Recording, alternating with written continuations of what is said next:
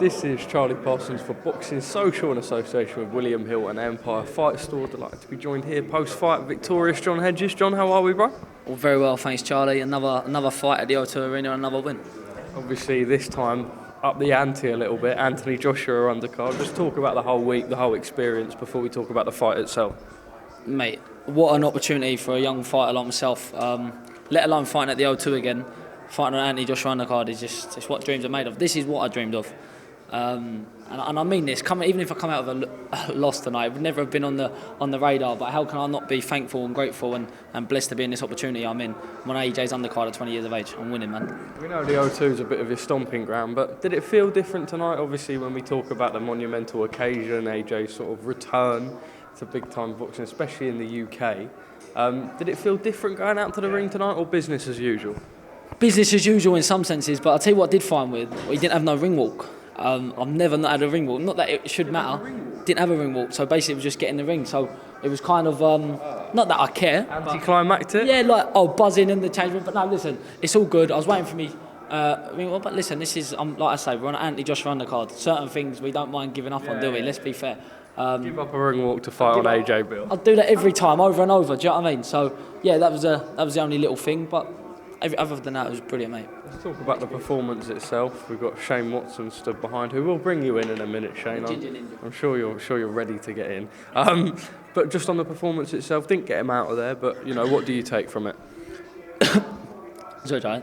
Listen, I'd be lying if I said I didn't want to get him out there. Of course I did. Like every fight, if you can get a knockout win, that's what we're going for. But at the end of the day, I got 8 valuable rounds in there against a tough man, mate. I'll be honest with you.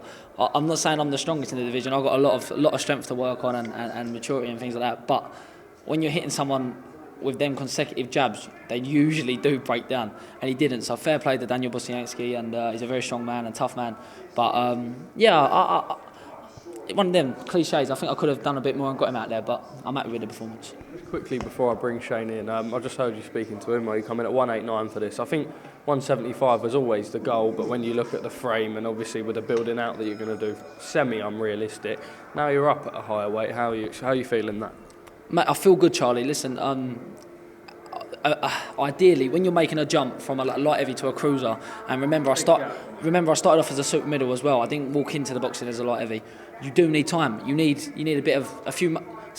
Ideally, you need 6-7 months. I'd say of S&C and building your body up to get to this weight. So to be able to learn on the job and have these fights and have these opportunities while I'm filling into the weight, it's brilliant, isn't it? So yeah, that's the main thing. And like you say, a 175 is unrealistic. Cruiserweight is very realistic. So we're going to keep chipping away. Listen, I had some great matchmaking there off my manager. I've got to shout out to that.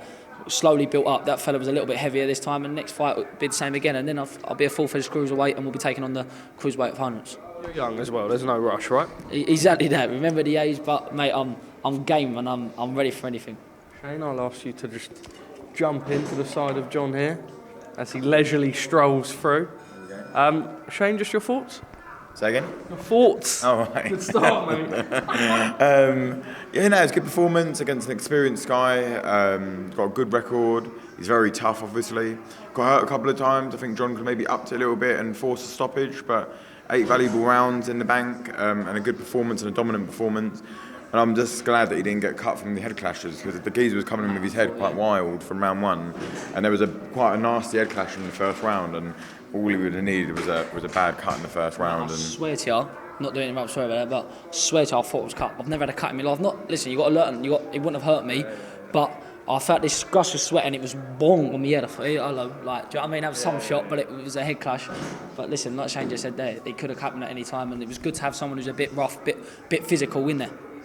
Shane, as John was saying before I brought you in, now up at cruiserweight, he's only 20 years old. He doesn't need to do it overnight. Is it now just filling out, and obviously it will come in time? Yeah, 100%. He's getting bigger all the time. He's, like you said, only 20 years old. He's still got a bit of man strength and stuff to come as well. And he was getting broader all the time. But I think it'd be good for John to maybe fight for his first title before the end of the year, and then you can maybe do the title like a catchweight or something. Whether it's the Southern area, whether it's the English, one of those belts would be good. He's sparring top level guys all the time, so we know what level he's at. And I think actually the more you see John step up and fight guys who are coming to win more, you'll see more stoppages and more people getting hurt, and you'll see even better displays, because you're going to have people walking onto his shots rather than John having to go looking for them all the time. And I just think you'll just see a more spiteful and better version against better people as well. Well, you've got some filling out to do, and you eventually will be looking like this unit, like Shane Watson at some point. Problem for anyone. So, you'll get me on a MISFITS show. Who could I find a MISFITS show? Sam Jones, maybe. Should I fight Sam Don't take Jones? that Salt Puppy. Leave Salt Puppy where he's at. Yeah? He can leave shape him up. alone. Yeah, he can. Yeah, that's a one-round TKO job, isn't it? Not KO, TKO. That's getting stopped. John, I'll leave the final message with you. Victorious yet again. AJ Undercard, just more to come, yeah? Just more to come. Exactly that, Charlie. Listen, I graft hard, mate, and I put everything into this sport, so I'm reaping the rewards. And thank you to Matchroom, SJ Unboxing, Shane, Adam, my team, Mark Tibbs, Sonny Cannon, Jimmy Tibbs. Thanks to all the boys, yeah, all backing me. My sponsors, you know who you are. Thank you. Ledge boys, appreciate it.